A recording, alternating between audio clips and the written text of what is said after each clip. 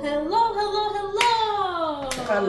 Hello, and welcome yet again To another episode of Themba and Lulu Show! It's been a while, but we're back here, big and better. We're back here again to grace your screens or your tablets or whatever you're watching us. But we're here once again. And Daddy's got a new suit and I've got a new hairstyle. Yeah, I hope you like it. Yeah, stylish as ever. Woo! Yeah, but before we start, once again, make sure to like, comment, share, and subscribe. Subscribe. And hit the notification bell In case so you can, every time you drop a new video, you'll be the first to know. to see it. And in case you don't know us yet, because you have a couple of new subscribers, Yes. he's Themba, I'm Lulu, Yeah. and I'm obviously the smart one. I'm joking. Yeah, definitely. I'm joking.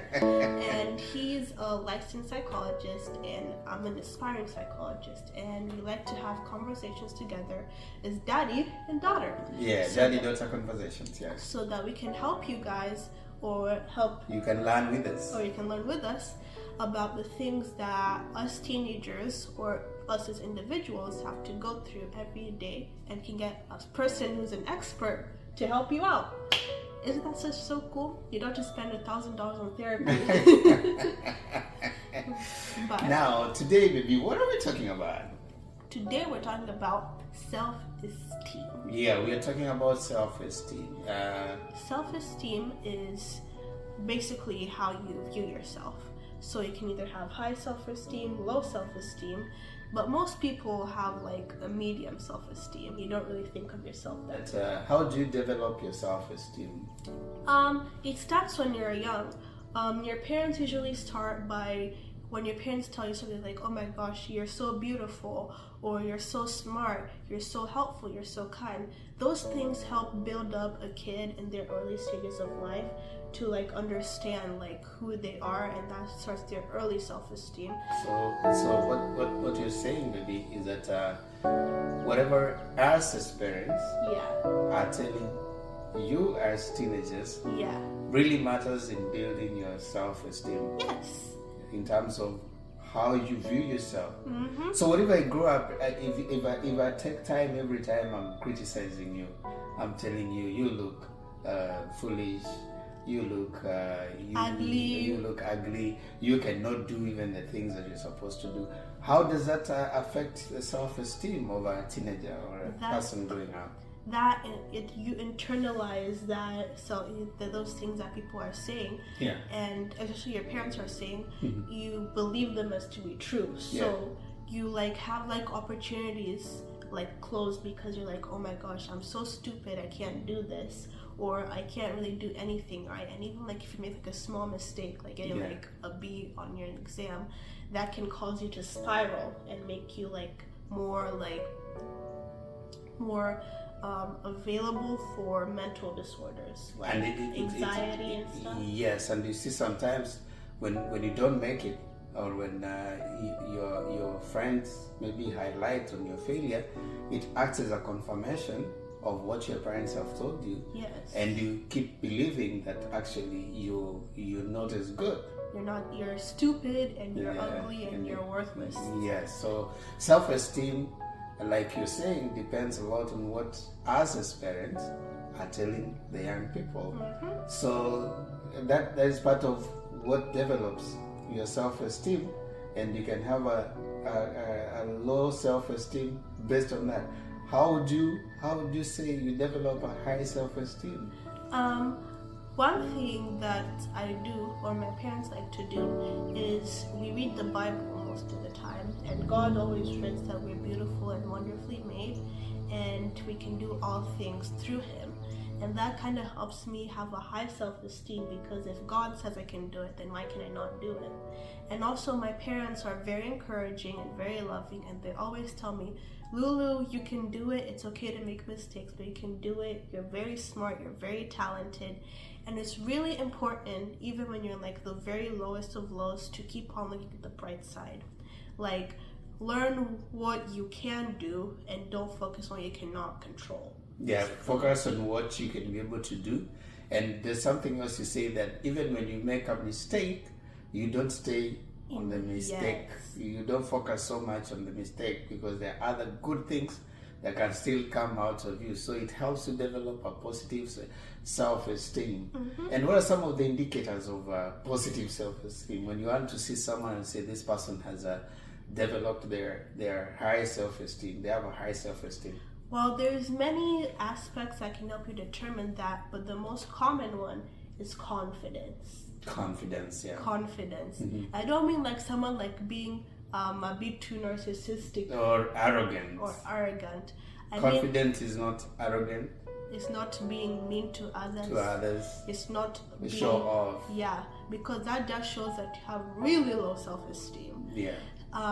Confidence is being confident in your abilities, knowing what you're good at and knowing what you want to do in life.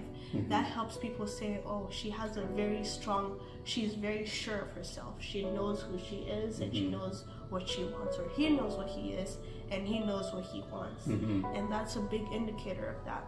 So one of the things that you can see, oh, she's confident, is like how much time you spend on your sorry. It's okay. Sorry. Hey, I'm losing my voice. Sorry. You're good. Sante Sama.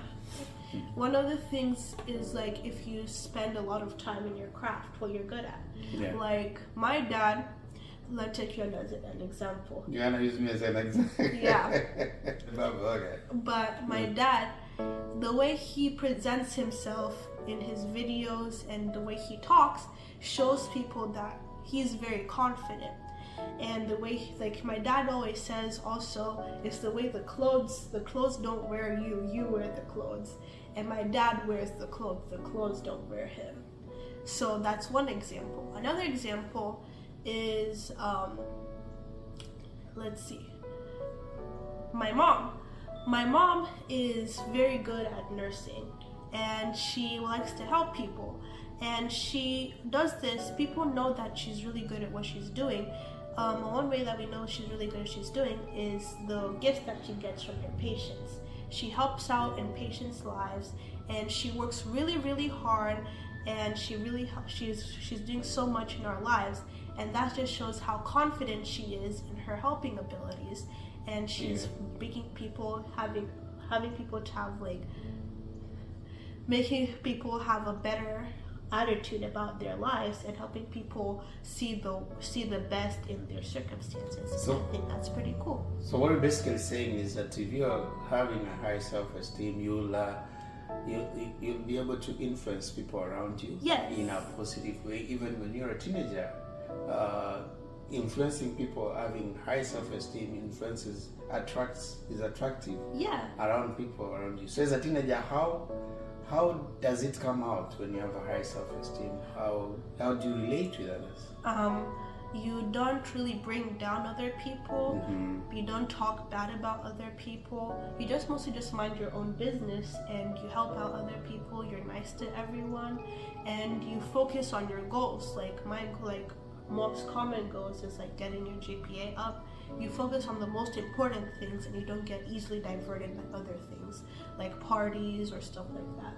And do you find sometimes maybe if you have a low self-esteem, you can easily be brought down by small comments that sometimes may not be very important? Yeah, when I tell you, so many fights have happened because of one small comment. When you have a low self-esteem, just one small comment like, oh, her hair looks a bit messy today, from someone whose hair have not been brushed in ages, can cause you to be really upset with someone, start to lash out and have a whole entire mental breakdown over one small comment.